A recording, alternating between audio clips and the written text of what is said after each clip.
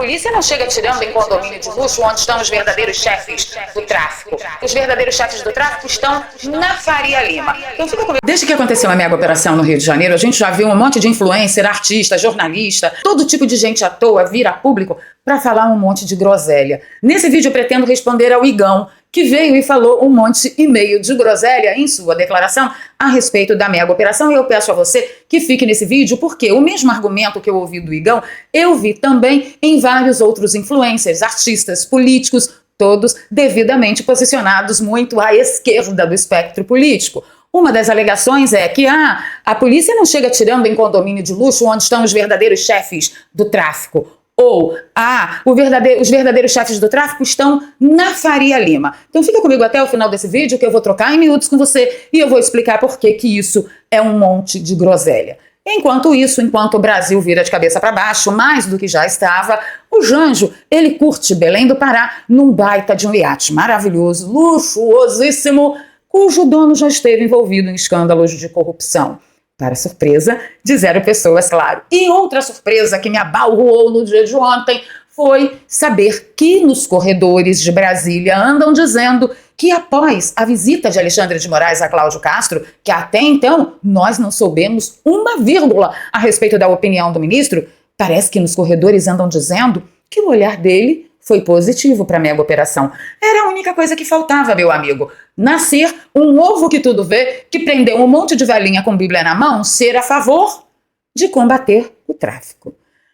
Fica comigo até o final dessa edição, vamos conversar sobre tudo isso. Vou pedir o seu like logo agora no início do vídeo, que é super importante para o canal. Se você é novo por aqui, se inscreva, ative o sininho, passe o olho em tudo aí se você já é inscrito. E se você gosta do nosso trabalho, leva o nosso link, compartilha lá nas redes sociais, nos seus grupos de Telegram, Zap, nas redes sociais enquanto você as tem, que aí você ajuda a nossa voz a chegar muito mais longe, já que a gente anda no Shadowban Eterno novamente. Vamos para as pautas, que é para isso que a gente paga a internet, que afinal de contas, nosso coração de brasileiro, de patriota, já não bate mais. O coitado só apanha. Na escalada, eu esqueci de um detalhe muito importante. O dia de hoje vai ser simplesmente sensacional. Tem muita coisa acontecendo, inclusive até Cláudio Castro pode perder o seu mandato. Então vamos agora para a pauta. Eu quero começar respondendo ao Igão, por quê? Porque o argumento dele, eu vi sendo repetido, tipo copia e cola, tipo papagaio de pirata, um monte de gente que deve ter assistido esse pronunciamento do Igão e saiu aí repetindo como se não houvesse amanhã. Quem é o Igão? O Igão hoje está ancorando lá o Podpah, que é um podcast super famoso com milhões de seguidores. O cara diz ati na rede social, pronto, viraliza milhões e milhões de visualizações. Então ele é o que nós chamamos de influencer, ele realmente influencia. E aí eu quero abalroar o Igão com os meus argumentos, desmontando os argumentos frugais, frívolos do Igão a respeito da mega operação que aconteceu no Rio de Janeiro. Ai, Valéria, ainda esse assunto? Senhores, esse assunto é inesgotável. Ainda ontem eu vi o depoimento de um delegado aposentado dizendo que o que aconteceu no Rio de Janeiro foi uma operação Troia. E eu não vou nem entrar em detalhes com vocês neste vídeo a respeito das especificidades dessa operação Troia, porque senão vocês vão tacar a cabeça na parede por isso estar partindo de um delegado de polícia aposentado. Mas vamos lá, vamos voltar ao Igão. Isso aqui é um vídeo de 4 minutos, está com quase 1 milhão de visualizações, de um repost da Choquei, e eu quero só destacar os primeiros trechos, tá bom? Segura aí, fica aí comigo. Gente, não tinha como eu vir aqui hoje sem falar do que está acontecendo no Rio de Janeiro, nesse estado de calamidade pública. A segurança pública do Rio de Janeiro é calamitosa há muito tempo. É verdade. Uma coisa que eu queria fazer vocês pensarem um pouquinho o Brasil não fabrica fuzil, o Brasil não fabrica arma. Bem, a gente descobriu, quer dizer, a Polícia Federal descobriu uma fábrica de fuzis, tá, Igão? Só pra te atualizar aí, queridão. E como essas armas sobem o morro, sabe? A maior apreensão de armas e fuzis já feita nesse país não foi numa favela. A maior operação contra o crime organizado foi na Faria Lima, não foi numa favela.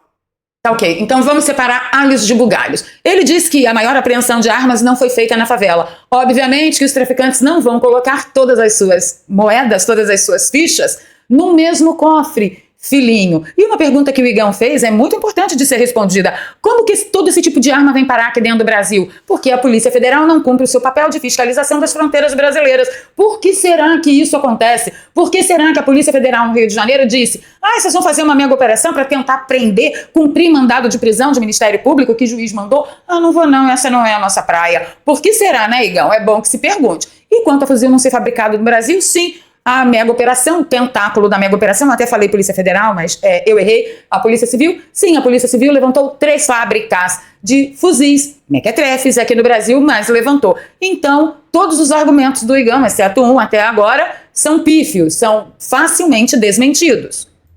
Favela. Porque quem lucra de verdade com crime, quem lucra de verdade com tráfico de drogas, não tá no Complexo da Penha. Não tá. Eles são pessoas poliglotas, são pessoas que moram na Europa, são pessoas que moram em estados nobres. E se pergunte, se essas pessoas comandam, você não vê troca de tiro na Faria Lima, você não vê operações dessa no Joá, na Barra, entende? Então, pra mim, isso é enxugar gelo. Então tá, vamos colocar em perspectiva o seguinte, Igão, querido, preste atenção, quando o chefe do tráfico chega na Faria Lima com os bolsos cheios de dinheiro, ele está buscando investir em alguma empresa como forma de lavar o dinheiro que ele ganhou de forma ilícita. Então, quando ele chega na Faria Lima, ele já ganhou o dinheiro de forma ilícita. Onde ele ganhou esse dinheiro de forma ilícita? Tudo nas biqueiras, tudo lá nas biqueiras, tráfico de droga, tráfico de arma, outros tipos de negócios em São Paulo, que PCC, né, essa facção é outro patamar. É posto de gasolina, é loja de bicho de pelúcia, de brinquedo, entendeu? É outro patamar. Mas como a gente está falando da mega operação que aconteceu no Rio de Janeiro, ali, naquele território tomado pela facção específica, da Penha, né, do complexo lá do CPX, ali não tem outro jeito de ganhar dinheiro. Não tem como eles irem na Faria Lima, ganhar dinheiro na Faria Lima e trazer o dinheiro para o complexo do Alemão para poder traficar. É o contrário, eles ganham com o tráfico e aí o dinheiro ganho com o tráfico chega, talvez, na Faria Lima como forma de lavagem de dinheiro, tá bom? Então, acerta aí a sua lojinha, porque tá ruim o negócio, tá bem ruim, tá bom? Ouve vovoval. E aí, o que eu quero mostrar para vocês é o seguinte, como o PCC, no caso lá em São Paulo, usa a Faria Lima para lucrar bilhões, segundo investigação da Receita e da Polícia Federal. E aqui é o que eu acabei de falar, ó. Segundo as autoridades, o esquema utilizava fundos de investimentos em empresas financeiras que operavam na Faria Lima para gerar lucro, lavar dinheiro, ocultar a origem do dinheiro e blindar recursos da atuação da facção no tráfico do quê, Igão? No tráfico de drogas. E também no setor de combustíveis.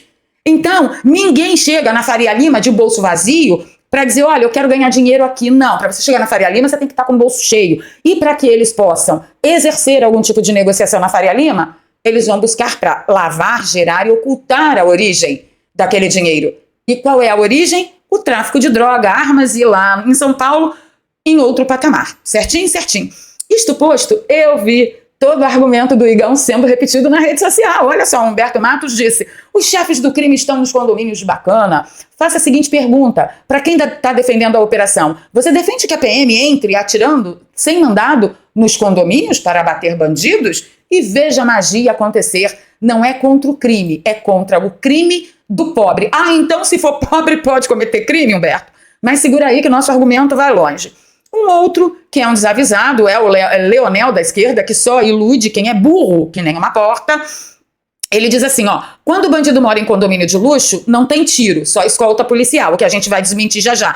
Do que ele está falando? Ele está se referindo a uma operação contra membros do PCC que prendeu um faccionado chamado Diabo Louro, que era líder na sua região, em Campinas. A ação deriva de outras operações e mira esquemas de lavagem de dinheiro e tráfico de drogas. Sempre o tráfico de drogas está ali fazendo dinheiro e os outros negócios é para lavar o dinheiro ganho no tráfico de drogas, tá? Então ele está dizendo, olha que diferença o que aconteceu lá no CPX para o que está acontecendo neste condomínio de luxo em Campinas. Segura aí que fica pior.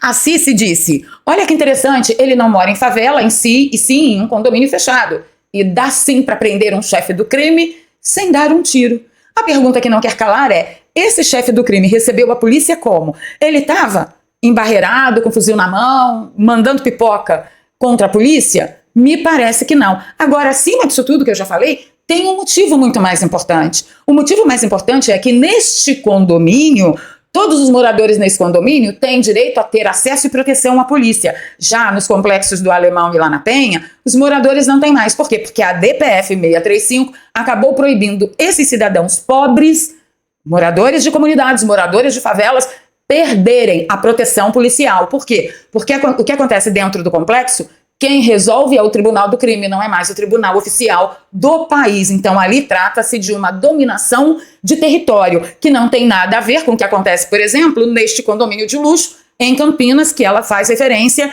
à mesma referência do moço aqui do Leonel de esquerda, tá certo? Só que, mesmo em condomínio de luxo, quando não tem um negro pobre atrás do fuzil, se reagir a polícia, leva a bala, como aconteceu exatamente nesta operação, ó. Operação contra a facção criminosa no interior de São Paulo tem suspeito morto, policial baleado e 3 presos. A polícia foi cumprir 9 mandados de prisão preventiva, 11 de busca e apreensão em Campinas e em Mogi Guaçu.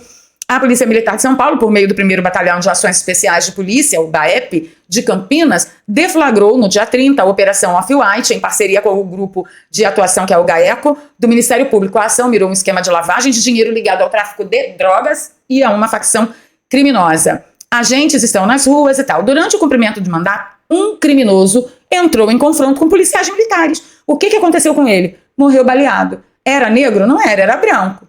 Um sargento do BAEP também foi atingido, ele foi hospitalizado, ficou fora de perigo, graças a Deus, e até o momento, 3 foram presos, entre eles o homem conhecido como Diabo Louro, uma das lideranças na organização criminosa. Então sim, teve pipoco, teve nesta mesma operação em locais diferentes. Quem é que estava atrás da arma lá que atingiu os policiais? Era um negro pobre? Não era. Era um chefe de facção? Era. Estava num condomínio de luxo? Estava. E teve confronto do mesmo jeito. Então, Igão, fiote, cresça e apareça. Sai daí, vai ler, vai estudar, se vira aí, porque tá ruim demais seu argumento, tá bom?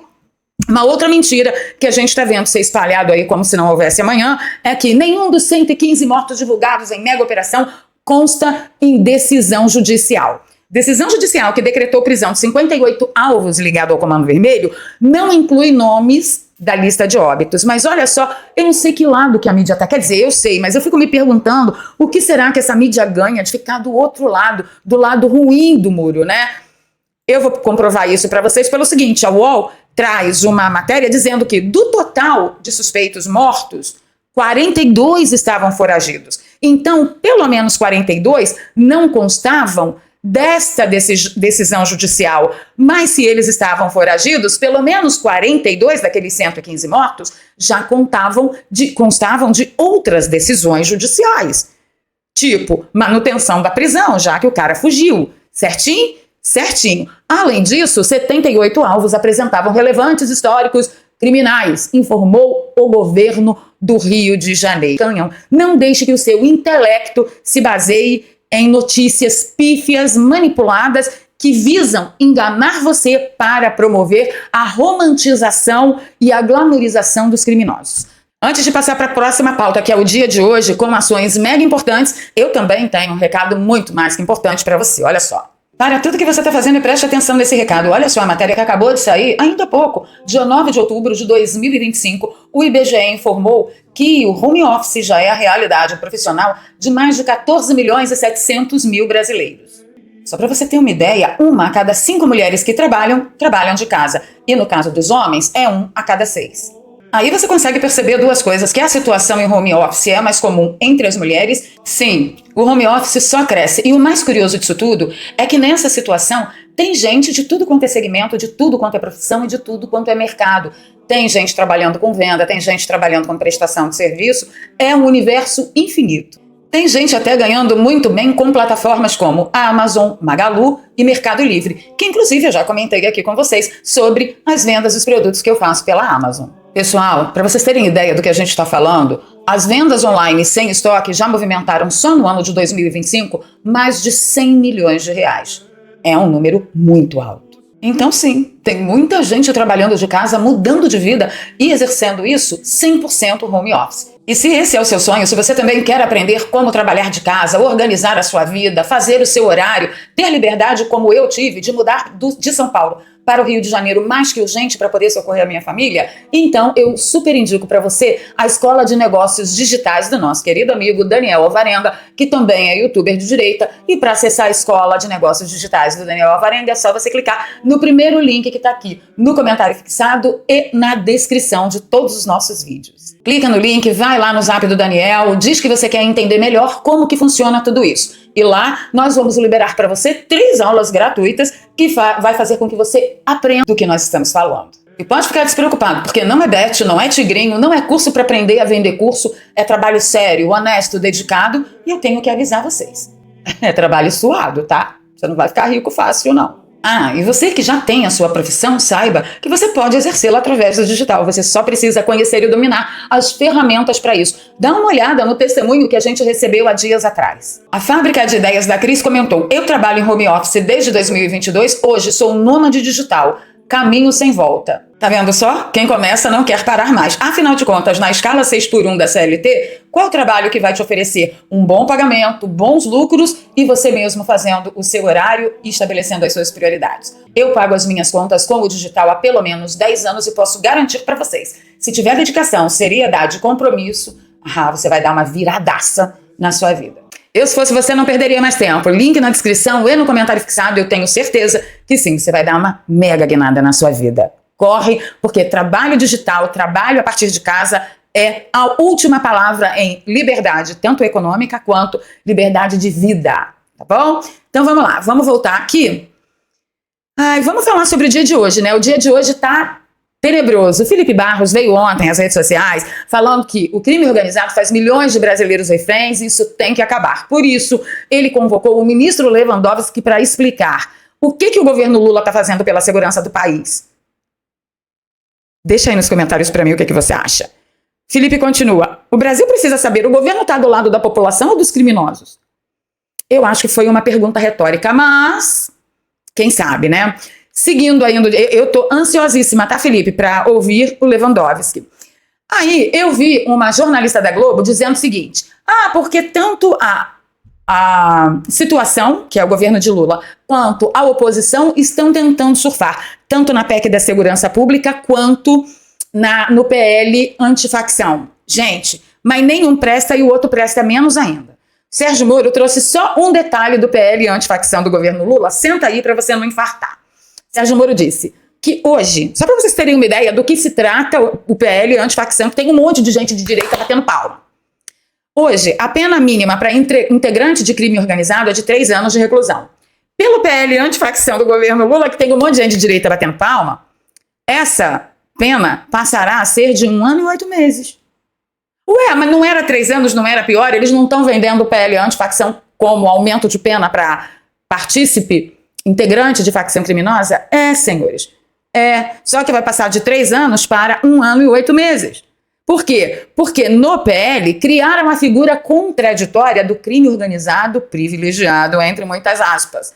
Aí Sérgio Moro ainda continua: o governo Lula não consegue abandonar a ideia do criminoso coitadinho, mesmo com a escalada da violência e do crime organizado no país. Não passa no Congresso nesse ponto. Eu espero que não passe mesmo, e eu ainda tenho que dar uma lida nesse PL para ver se tem mais alguma jabuticaba enfiada ali dentro. Outra notícia magnífica foi o Nicolas Ferreira que nos trouxe ontem, que o presidente da CCJ, o deputado Paulo Aze, atendeu ao pedido dele e pautou para a reunião de hoje o PL 1283 de 2025, que atualiza a lei antiterrorismo e permite enquadrar facções criminosas e milícias como organizações terroristas. Diz ele que essa pauta é urgente e hoje todo mundo vai ter a oportunidade de dar mais uma resposta firme ao crime organizado e algo realmente eficaz, muito mais eficaz do que uma PEC da segurança pública muito mal engendrada, mal acabada, e um PL antifacção que diminui a pena do faccionário. O Brasil é uma delícia mesmo, né, gente? E é algo muito importante para você saber. Talvez hoje a ministra do TSE deva votar pela cassação de Cláudio Castro. Qual é o buziles? Escândalo de contratação de cabos eleitorais e pagamento em dinheiro vivo, que foi revelado por uma investigação pelo UOL. É uma coincidência tremenda, não tem nada a ver com a mega operação que Cláudio Castro impetrou contra o crime organizado, que tem defensores até debaixo da batina de certos padres. Imagina, para de pensar essas coisas, isso é uma grande bobagem. Queria mostrar para vocês a quantas andam o combate ao crime organizado lá no México pela amiga do Janjo, que é a Cláudia Sheinbaum.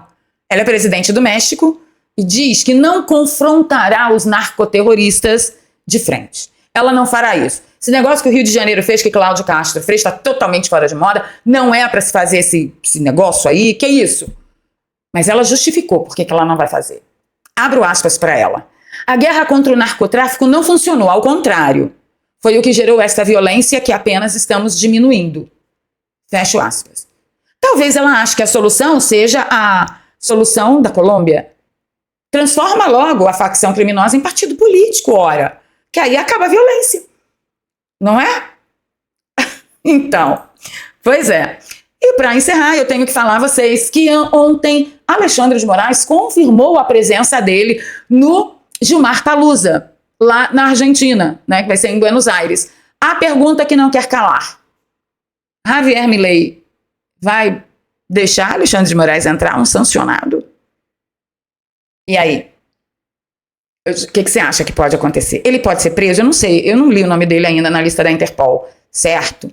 E eu não quero me precipitar aqui com vocês, mas eu, se fosse Milei, dizia para ele, não venha.